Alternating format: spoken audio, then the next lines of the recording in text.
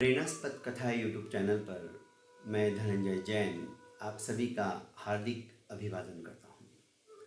दोस्तों, विगत 5 दिनों से हम प्रीति के पुष्प इस धारावाहिक कहानी को अपने अंदाज में सुन रहे हैं। महाराज विक्रम सिंह की पत्नी प्रीति, महामंत्री विद्यासागर की पत्नी कंचन और राजपुरोहित जी की पत्नी रसी, तीनों की जबरदस्त मित्रता जैसे इन तीनों दोस्तों की थी। विवाह होने के पश्चात, जैसा कि आपने कल सुना, तीनों सुख चैन की बंसी बजा रहे थे। तीनों बहुत प्रसन्न थे। जब व्यक्ति के मनानुकूल कोई बात होती है ना, तो उसकी प्रसन्नता का पारावार नहीं रहता है। मनमयूर नृत्य कर रहा था अपने अपने यथेप्सित वरों को पाकर, पति को पाकर। तीनों बहुत खुश थी। तीनों मिलती जुलती, गपशप करती और अपने उन बाल्यावस्था से लेकर किशोरावस्था के पलों को याद कर करके बड़ी खुश होती थी। भगवान का शुक्रगुजार करती थी कि देखो, ऊपर वाले ने हमारी सुन ली और हम इसी नगर में एक साथ रहते हुए तीनों दोस्तों की ही पत्नियां बनी। हम अलग अलग शहरों में जाकर नहीं बसी। हम आराम से कभी भी किसी भी वक्त एक दूसरे की सहायता करने के लिए भाग कर आ सकते हैं। एक दूसरे के सुख दुख को बांट सकते हैं। आनंद से समय व्यतीत हो रहा था। एक दिन कंचन राजपुरोहित जी के यहां पर आती है और ईर्ष्या का वो जहर रसीली के कानों के अंदर घोलना शुरू कर देती है। वो कहती कि प्रीति तो अब राजरानी बन गई, हमें तो तुच्छ समझती है, हम तो उसके आगे कुछ है ही नहीं। उसको घमंड भी कितना आ गया है। आज तक उसने विवाह के पश्चात हमारे घर में कदम तक नहीं रखा, बस उठ सुट कर हमें ही जाना पड़ता है। पर प्रीति जो राजरानी बन गई थी, महारानी बन गई थी, उसकी भी अपनी कुछ मर्यादा होती है। कभी भी किसी भी समय किसी के यहां जाना राजरानी की सीमा रेखा के बाहर की बात हो जाती है। उनका भी एक प्रोटोकॉल होता है। पर यह बात कंचन जानते हुए भी रसीली के कानों के अंदर विष फैला रही थी, क्योंकि उसके मन में था कि उस समय में, उस दिन मेरे मुंह से क्यों नहीं निकला कि मैं राजा की रानी बनूं। दोस्तों, कैसा होता है, मानव बड़ा विचित्र स्वभाव का होता है। जब वो दुख में होता है ना, तो तब संतप्त और असंतुष्ट रहता है। पर जब सुख आ जाता है तब भी वह असंतुष्ट हो जाता है, जब वो देखने लगता है अपने से ऊपर वालों को। सोचने लग जाता है, काश यहां पर मैं होता तो कितना अच्छा होता। और फिर साथ में पढ़े लिखे बड़े हुए अपने देखते देखते यदि कोई ऊंचे ओहदे पर चला जाता है तो ईर्ष्या होना स्वाभाविक है। दोस्तों, हम अपनी हैसियत को भी भूल जाते हैं। यही बात कंचन की थी। उसके मन के अंदर बार बार यही सवाल पैदा होता था कि आज प्रीति हमसे कई गुना आगे निकल गई है और वो ये सहन नहीं कर पा रही थी। ईर्ष्या की ज्वाला के अंदर धधक रही थी और अपनी ईर्ष्या की आग अपनी दूसरी सहेली रसीली के मन मस्तिष्क में भी डालने की, उंडेलने की कोशिश कर रही थी। अलग अलग विषयों पर चर्चा करते हुए घूम फिर कर कंचन वहीं पे आ जाती और कहती कि देखो, आज प्रीति हमारे साथ होते हुए भी हमसे कितनी दूर चली गई। कभी हमसे ढंग से बात नहीं करती, हमें ही कुछ बात करनी होती तो हमें उसके पास जाना पड़ता है।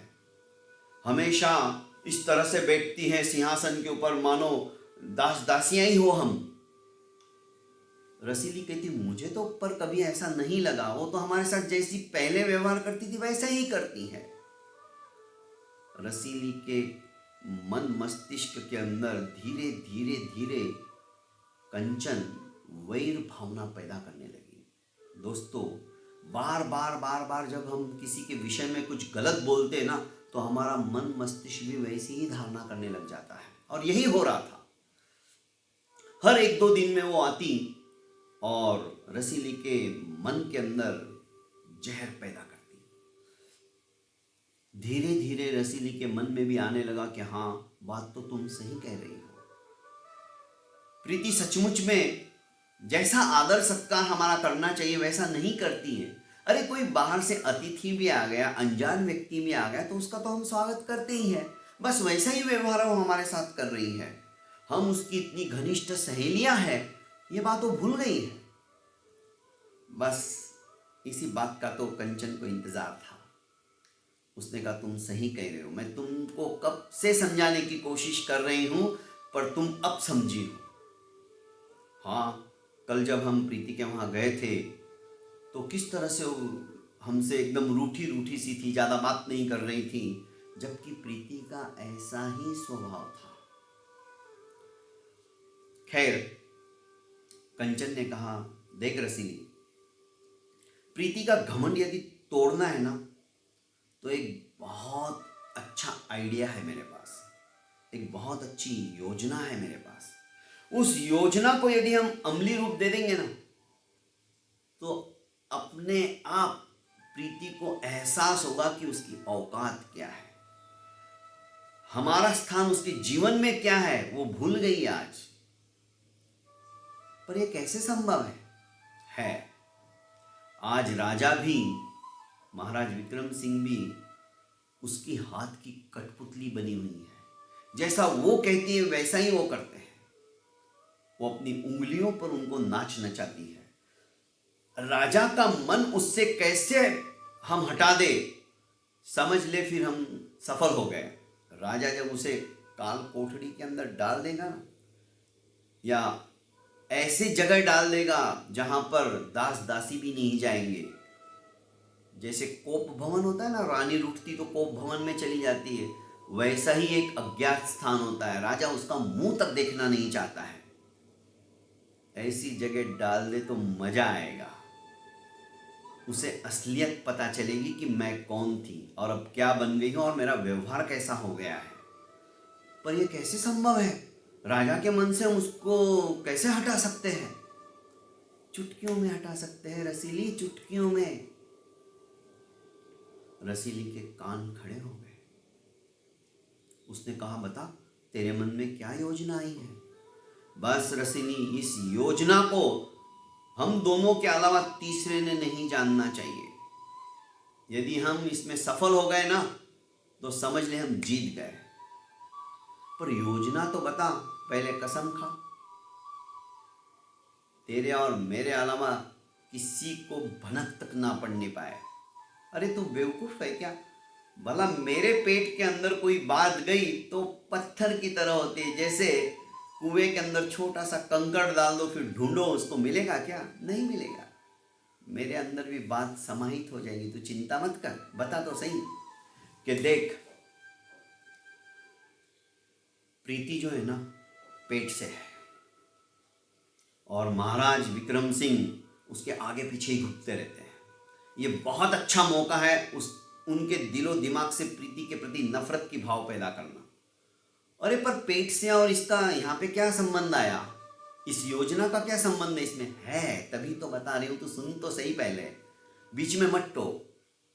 देखो, यदि प्रीति को लड़का हो गया अर्थात राजकुमार हो गया, तो महाराज विक्रम सिंह उसे और ज्यादा प्यार करने लग जाएंगे, क्योंकि वंश मिल रहा है, राज सिंहासन चलाने वाला राजकुमार मिल रहा है। यही कारण है कि मेरे मन के अंदर ये योजना आई। यदि ऐसा हो गया ना, फिर बहुत मुश्किल हो जाएगा।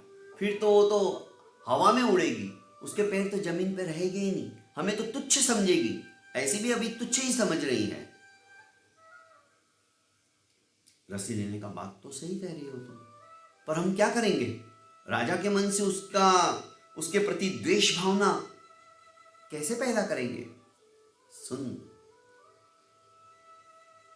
सभी दास दासियों को वहां से हटा दिया प्रसव के समय, और सिर्फ तू और मैं रही, तो क्या ये संभव है? पर हम करेंगे क्या? अरे करेंगे क्या? प्रीति के नवजात शिशु को खिड़की से बाहर फेंक देंगे और वहां पर कुत्ते बिल्ली का बच्चा रख देंगे और कह देंगे कि रानी ने तो कुत्ते को पैदा किया है। नहीं नहीं, ऐसा मैं नहीं सोच सकती हूँ। तुम किस तरह से सोच रही हो? क्या यह संभव है? अरे सब कुछ संभव है, बेवकूफ है तू। कंचन को लगा कहीं बात हाथ से ना छूट जाए, और रसीली यदि बाहर निकल गई इस योजना से तो मैं तो बिना मौत मारी जाऊंगी। उसने उसे हिम्मत बंधाते हुए कहा कि रसीली देख, घबराने की कोई जरूरत नहीं है। आज हमारा भी ओहदा बहुत ऊंचा है, कम नहीं है। और आज हमारे जो वेद पुराण, इनके अंदर जो बातें आती हैं ना, सब कुछ संभव है। अरे हम सुनते हैं कहानियों के अंदर, पुराणों के अंदर कि उसने कुत्ते को जन्म दिया, कुत्ते के बच्चे को, उसने बकरी के बच्चे को जन्म दिया, उसने बिल्ली के बच्चे को जन्म दिया। और यहाँ तक कि हमने तो सुना है ना, हमारे ग्रंथ भी तो कहते हैं हनुमान जी एक बंदर का ही तो रूप थे, उनका चेहरा भी वैसा ही, पूंछ भी है, और वो तो मां सती अंजना के पुत्र हैं, पवन देवता के पुत्र हैं। क्या ये बात झूठी है? बोलने के लिए हमें क्या जाता है? ऐसी ऐसी कहानियां हम सुनाएंगे ना तो विश्वास होने लग जाएगा और हमारे ऊपर कोई शक भी नहीं करेगा। दोस्तों, स्त्री का चरित्र जो है ना, कोई नहीं पहचान सकता। इसीलिए कहा है संस्कृत के किसी उद्भट विद्वान ने, स्त्रियश्चरित्रम पुरुषस्य भाग्यम देवो न जानाति कुतः मनुष्य। स्त्री के चरित्र को और पुरुष के भाग्य को देवता भी नहीं जानते तो मनुष्य की औकात ही क्या है, वो क्या जानेगा? एक छोटा सा उदाहरण बीच में याद आ गया चरित्र की बात लेकर। एक बहुत उच्च कोटि के पहुंचे हुए संत थे, मठ में रहते थे गांव के अंदर, और गांव के लोगों ने एक नियम बना लिया था कि आज मेरे घर की बारी है, मैं संत महात्मा को, यति जी को अपने घर से टिफिन लेके जाऊंगी या जाऊंगा और उन्हें खाना खिलाऊंगा। ज़्यादा बड़ा गांव नहीं था, छोटा सा गांव था, मुश्किल से 150-200 घर थे। प्रतिदिन नियमानुसार एक व्यक्ति जाता और अपने अपने घर की बारी आती और उन्हें भोजन करा देता। उद्भट विद्वान थे वे महात्मा, कई ग्रंथों को, कई शास्त्रों को उन्होंने आत्मसात कर रखा था, पढ़ लिया था, पर उन्हें एक बात समझ में नहीं आई थी। एक बार एक लड़की जो कि 16 साल की थी, महात्मा का भोजन लेकर वहां पर आई मठ के अंदर, रुनुक झुनुक करते हुए। महात्मा भी 70 साल के थे, कम नहीं थी उम्र, अनुभव के पके हुए थे बाल उनके। उन्होंने कहा, बेटा मैंने सारे शास्त्र पढ़ लिए, सारे ग्रंथ पढ़ लिए, बस एक ही बात मेरे को समझ में नहीं आई, ये स्त्रियश्चरित्रम, स्त्री का चरित्र क्या होता है, क्या तू जानती है? स्मित हास्य हंसते हुए वो लड़की बोली कि बाबा जी आप जान के क्या करोगे स्त्री का चरित्र? स्त्री कुछ भी कर सकती है, उसके चरित्र को कोई नहीं जानता है, पल में क्या करेंगी और दूसरे सेकंड में क्या कर लेगी। वो देखती किधर है, सोचती किधर है, सुनती किधर है, आप उसके बारे में ना ही जानो तो अच्छा। क्योंकि महात्मा ब्रह्मचारी थे, ये बात उनको टीस की तरह चुभ रही थी कि स्त्री का चरित्र कैसा होता है, मैंने अभी तक देखा ही नहीं। और वो लड़की बोली कि महाराज जी देखने की कोशिश भी मत करो। पर महात्मा योग हट, राज हट, बाल हट, योग हट, त्रिया हट, योग हट था, योगी थे। उसने कहा बेटा यदि तुझे मालूम है, तू जानती है, तो बताने में हर्ज क्या है। तो ठीक है बोले महात्मन, कल मैं वापस फिर से आऊंगी और आपको त्रिया चरित्र क्या होता है वो बताऊंगी। ठीक है, महात्मा बड़े खुश हुए। दूसरे दिन बाजू वाले का नंबर था, तो उस लड़की ने कहा कि आप मत जाइए, आपका टिफिन मुझे दे दीजिए, मैं ही जाके आती हूँ। और वो टिफिन लेके आ गए। जैसे ही वो मठ के अंदर प्रविष्ट होती है, ये लड़की दरवाजा बंद कर देती है और अंदर से कुंडी लगा देती है। बस कुंडी लगाते ही महात्मा के तो होश उड़ जाते हैं। अरे बेटा तू कुंडी क्यों लगा रही है? तनिक रुको महात्मन, आपको त्रिया चरित्र देखना है ना, उसके लिए तो कुंडी लगानी ही पड़ेगी। महात्मा ने सोचा हो सकता है थोड़ी देर में खोल देगी। इतना बोलते ही उस लड़की ने जोर जोर से चिल्लाना और रोना शुरू कर दिया। गांव छोटा सा, छत के ऊपर एक छोटी सी विंडो थी उजाला आने के लिए, उसमें से आवाज बाहर जाके बाजू वाले को भी सुनाई दे सकती थी, दरवाजे में से भी आवाज जा सकती थी।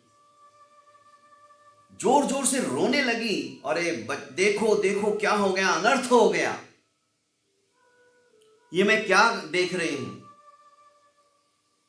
हे भगवान कोई बचाओ। लड़की की रुदन भरी आवाज को, करुण आवाज को सुनकर अड़ोसी पड़ोसी सब इकट्ठे हो गए। दरवाजा खटखटाने लगे, पर दरवाजा तो अंदर से बंद था, कुंडी थी।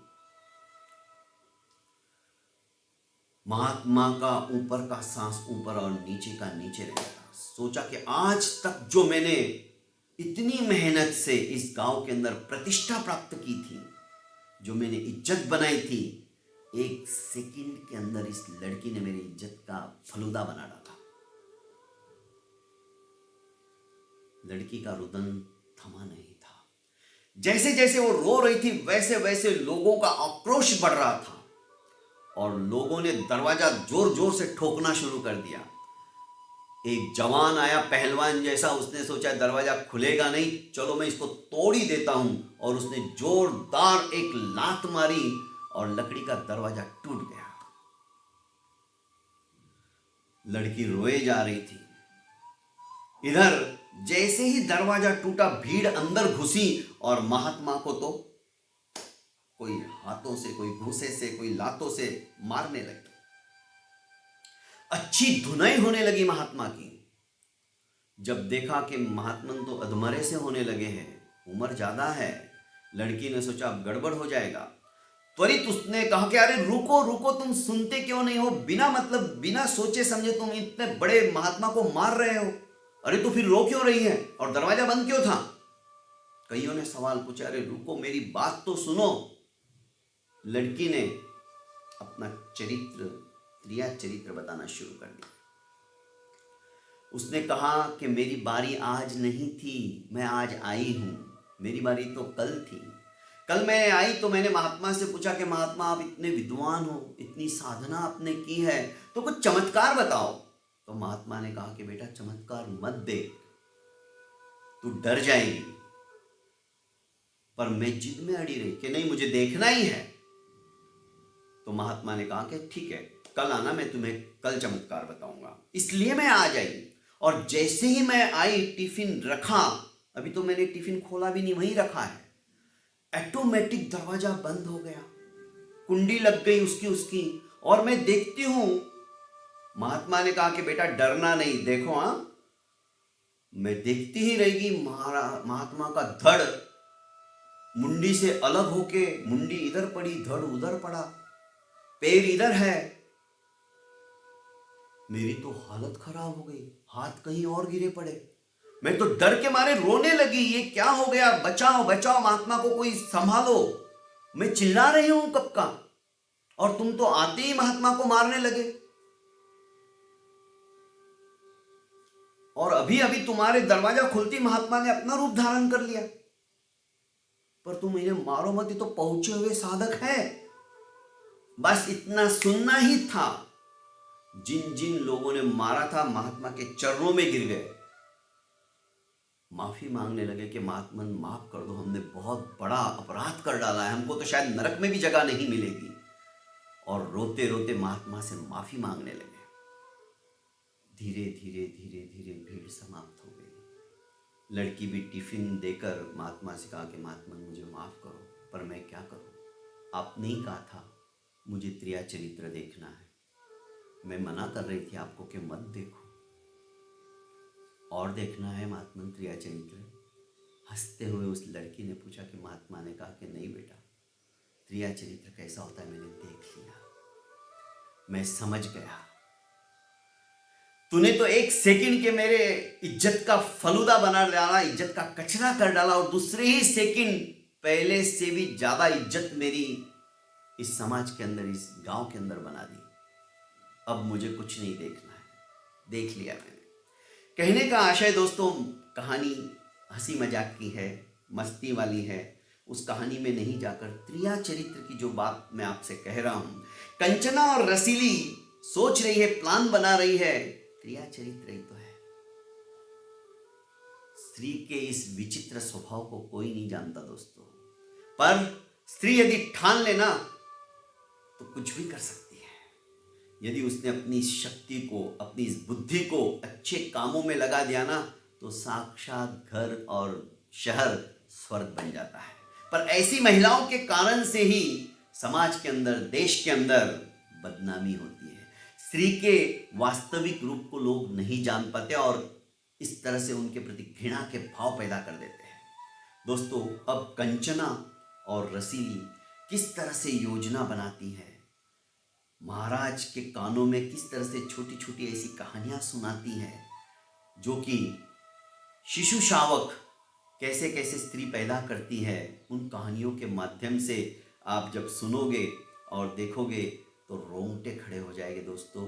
किस तरह से प्रीति के दिनमान अब बदलने वाले हैं, सुनने के बाद ही पता चलेगा। आज के लिए इतना ही काफ़ी है, कल फिर मिलते हैं। और हाँ, मेरे इस प्रेरणास्पद कथा यूट्यूब चैनल को आप लाइक कीजिए, सब्सक्राइब कीजिए और ज़्यादा से ज़्यादा शेयर कीजिए। बहुत बहुत धन्यवाद।